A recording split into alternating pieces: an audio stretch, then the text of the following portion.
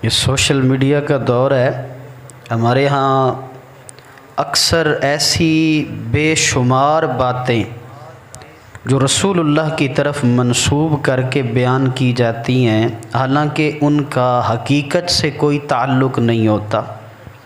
उसी तरह की एक मनगढ़ंत हदीस जुमातुल विदा, आखिरी जुमा रमज़ान शरीफ का, उसके हवाले से ये सोशल मीडिया पे बड़ी चलाई जाती है कि जो रमज़ान शरीफ के आखिरी जुमे 4 रकात नमाज नफल अदा करे तो उसकी पिछली ज़िंदगी की सारी कज़ा नमाज़ें जो हैं वो माफ़ हो जाती हैं।